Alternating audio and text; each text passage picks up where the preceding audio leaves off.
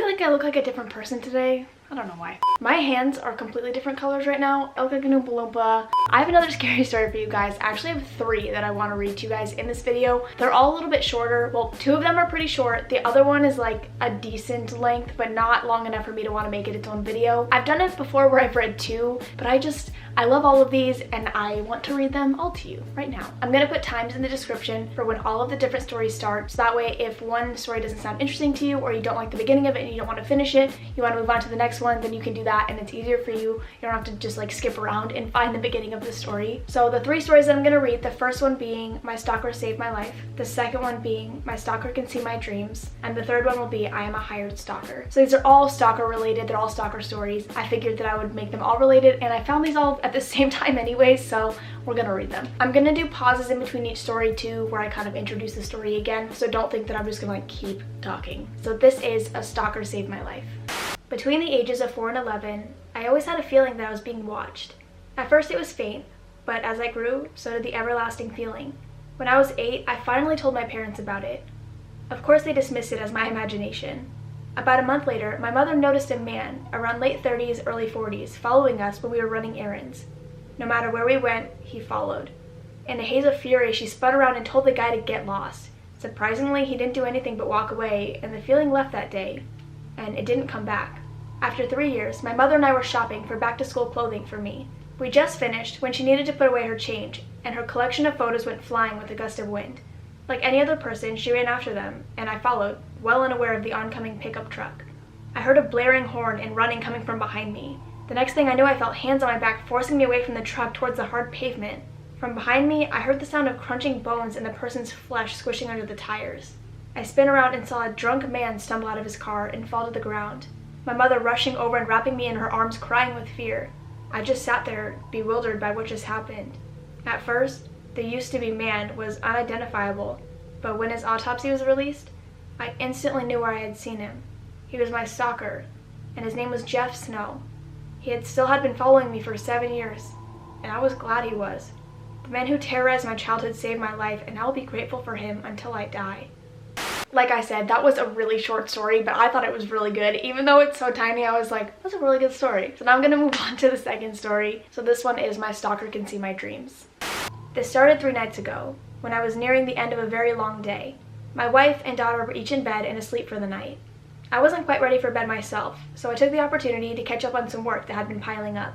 Just some pesky things I couldn't get to earlier in the day. With the house quiet and still, I took the opportunity to hop on the computer to answer a few client emails, post status checks on some projects, and update a few of my to-do lists.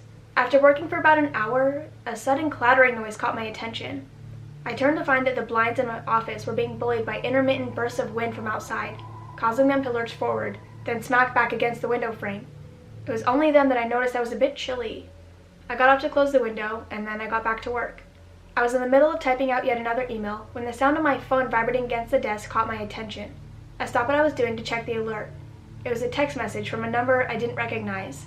Hey. I checked the time. It was just after 10 p.m. Certainly a strange time to get a text from a stranger. I figured it was the wrong number, but I wanted to be sure. Hi. Who's this? I replied. No answer. I shrugged it off and got back to work. I jolted as the phone buzzed again just 5 minutes later. I can see you. I rolled my eyes. Sure, it was either a drunk idiot with a wrong number or a friend who was trying to prank me. I punched out a quick reply. Cute. Either tell me who this is or leave me alone. I'm not in the mood. I didn't have to wait long for the reply that time. I'm serious. I can see you. I'm in your driveway and I'm looking through your window. As soon as I read that text, the motion sensor light outside turned on. I whirled around in my seat and locked my sight on the window, but nobody was there. Just the tail end of my driveway, brightly lit by the twin floodlights. I stood up and looked out of the window in every direction. Nobody was there. Moving into the foyer, I quickly slipped on my sandals and stepped outside to inspect the premises. As I walked around the perimeter of the house, I cursed myself for not taking the time to grab a jacket. Autumn was certainly on its way, and the frigid night air easily tore through my t-shirt and flannel pajama pants. As I expected, I found absolutely nothing. The motion sensor light just above my garage is hypersensitive. The stupid thing goes off if a decent-sized moth happens to fly by. I came to what I thought was a reasonable conclusion. I was being trolled by an idiot, and the light was a coincidence. I ignored the text, I finished my work, and went to bed. Later that night, I woke up to the sound of my dog snoring loudly. I gave her a little poke with my toe to wake her up. The poor little thing jolted awake and raised her head in my direction. She blinked a few times, then heaved a sigh, and plopped back down onto my bed. I checked the time. It was just after 3 a.m. The snoring apparently hadn't woken up my wife. She was sound asleep. I decided to get a glass of water before going back to bed. I trudged down the hallway towards the kitchen, only stopping quickly to check on my daughter, who was sound asleep. I continued on to the kitchen, where I opened the cupboard and grabbed a large glass from within. I ran the tap, but before I could fill up the glass, I froze. In the window above the sink, I caught a glimpse of my reflection. My face was a sickly ashen color, and there were horrible dark bags under my eyes. There was nothing but a black void where my normally brown irises were supposed to be. Without thinking, I reached my free hand up to my face and touched it, but my reflection did not. I felt ice pulse through my veins as the reflection slowly but deliberately turned towards the direction of the front door of the house. Immediately, someone started to pound on the front door, pausing between each heavy knock. Bang, bang, bang. I awoke with a start. Looking around my room, I could tell the sun had already come up. I checked my phone. It was just before 6:30 a.m. I shook off the whole ordeal as a bizarre nightmare and went about my normal daily routine. Later that night, as I was getting ready for bed, I received another message from the unknown number. Last night was interesting. I didn't bother answering. Annoyed, I just plugged the phone into its charger and carelessly tossed it on the floor. I climbed into bed and burrowed into the sheets. Just as I was getting comfortable, the phone vibrated 3 more times. My eyes shot open and I gritted my teeth. I threw off the covers, got out of bed, and checked my phone. You look so tired with those bags under your eyes. And 2 strange smiley faces.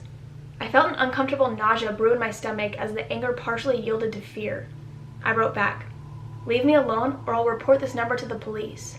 After that, I got back into bed, but I couldn't help but keep an eye on my phone as I was drifting off to sleep. A part of me felt that I should try to call the number, or at least demand to know who it was, even if it hadn't worked before. I must have fallen asleep before I knew it, because in the next moment, I was no longer looking at the phone, but lying still on my back, staring straight up towards the ceiling. I tried to get out of bed, but I found that I couldn't move. A familiar icy panic welled up in my stomach as I tried to move my body again. Nothing happened. I tried to speak or make a noise to get my wife's attention, but my jaw was stuck shut. My vocal cords remained still no matter how much I willed that they make a sound. Within moments, I heard a sound that was so faint that it was nearly imperceptible. It was like a large wooden chair was being dragged across a hard, uneven floor from nearly a mile away. Whatever was making the sound drew closer. My heart raced as I began to better understand what I was hearing. The grating sound did not have a single source, but seemed to come from all angles and directions beyond my bedroom window. My heart pounded so fiercely that I could hear it beating against my chest. It was certainly not a chair. It was a collection of hoarse, rasping voices whispering through the previously still and silent night. I tried to move again, but I remained locked in place. The voices reached a crescendo. From the very corners of my peripheral vision, I watched in terror as one by one, angry, ghostly faces appeared in the window. A procession of the horrible creatures seemed to walk by my window in a line. Over time, their whispers elevated into high, steady tone. I could not understand what they were saying. Internally, I began to scream, but my body refused to make a sound. The voices morphed into shouts, their faces contorted in rage. Some of them began to pound and claw at my window. My wife woke me up. "It's just a dream, it's just a dream." She was holding my shoulders. I frantically looked around the room and saw nothing to be afraid of. I cautiously turned towards the window. I had a clear view of the dark night sky. I was sitting upright in bed. From down the hall, I heard my daughter start to cry. My wife gave my shoulders a quick squeeze. "I'll get her." The next morning, I found that I had another pending text message from the stranger's number. I deleted it without reading it, and then I took a moment to block the number from my phone. Again, I went about my day as normal and tried to shake off the lingering sense of dread brought on by the 2 previous nights. I checked my phone several times throughout the day, but I didn't receive any new messages. That night, before I went to bed, I took a couple sleeping pills early in the evening. I didn't want there to be any chance that I would fail to sleep through the night or get disturbed with an unwanted text message. The pills worked quickly. I fell asleep while my wife was still brushing her teeth. A sound like an explosion tore me away from sleep. My mind scrambled to interpret the noise as I returned to consciousness. After only a moment, I came to the conclusion that it was the front door. The sound was so loud. It was as though the door had blasted off its hinges and crashed into the opposite wall. I sat upright in bed and opened my eyes. I was instantly confused by the heavy, looming darkness that had fallen upon the room. I struggled to recall why the hall light was not still on. I shook my head and tried to focus. I needed to know whether the sound was real life or something I had heard in the fading remnants of a dream. Blinking several times, I tried my best to focus on our dog resting at the foot of our bed.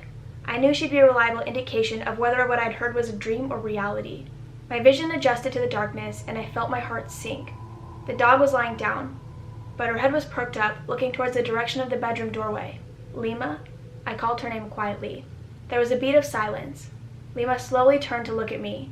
The outer edges of her eyes were white, unnatural, and almost human. Her mouth slowly fell open, and she spoke in a creaking, sickening voice, like cutlery scraping across the bottom of a pan. "He's here." With her words, I heard frantic, pounding footsteps moving impossibly fast from the front door to the foyer and down the hallway towards my bedroom.